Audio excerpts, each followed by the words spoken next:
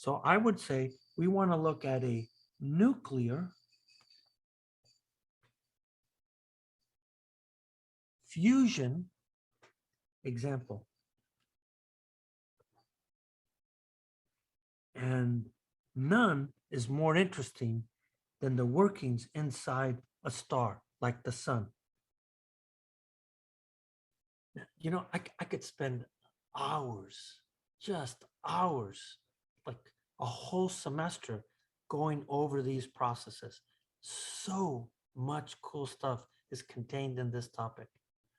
Let's see if I can convey this properly to you. So the sun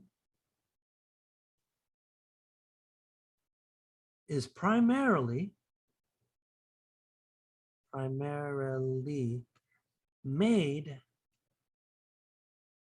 up of hydrogen. So most of it is hydrogen. The next element is helium.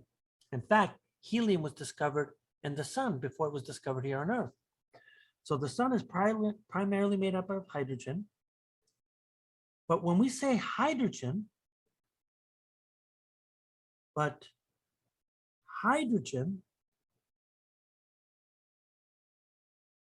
means what?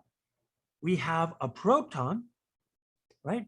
We have a proton right here. So if I do my quantum model, and then we have an energy level where what? The electron lives, right? That has to be the electron, and this has to be the proton. So when we say the word hydrogen, we have to be careful here. But hydrogen means both a proton and an electron.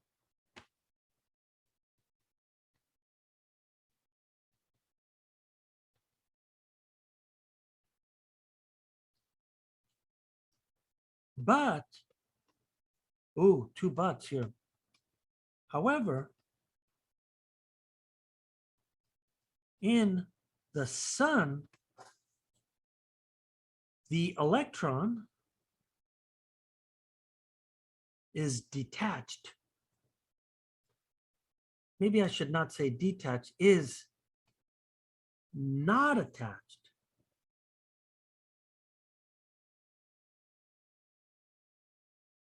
to the proton.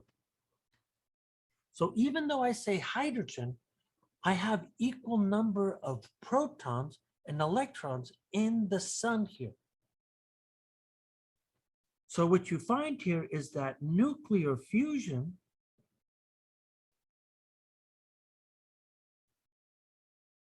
of hydrogen, remember, be careful.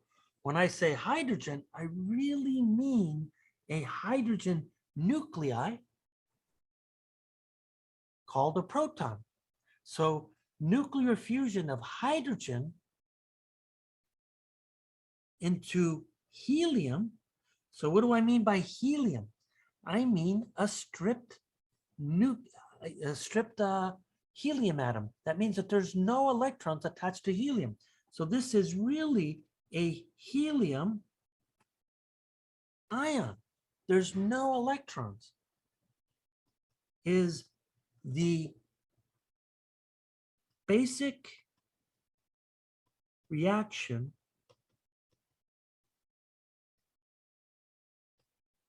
that powers the sun. And I consider the sun to be one of the most interesting things, because I want you to think about this here. Imagine that you're at the beach and you're having a big bonfire. So if you're having a big bonfire and you have an iron poker, and then you have gloves so that it doesn't burn your hands, you stick it into this poker, into the fire, and it gets red hot. And if you pull it out of the fire, you're going to see that the iron poker gets so hot that it gets red. And then if you hold it up in the air, what happens?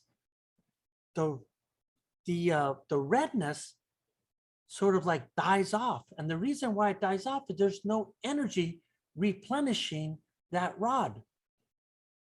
When I was in high school, which was forever ago, put it this way, it's probably 45 years ago, what happened is that people were asking the same thing about the sun.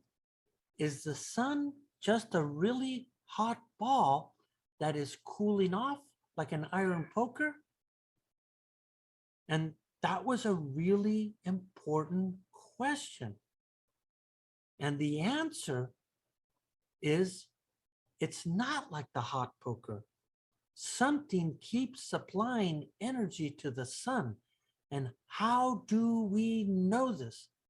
Because of this basic nuclear fusion reaction. And I consider these reactions to be the most important nuclear reactions, period. And so what you're going to see here is that the sun lives and is not dying as many people thought was happening. And it's this nuclear fusion reaction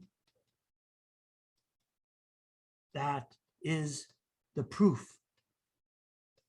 So we can actually look inside the sun because of this reaction. So we can actually know what is happening. So this reaction allows, scientists the ability to look inside the sun. Isn't that crazy? And you're going to see here is that one of them here is an inverse beta decay.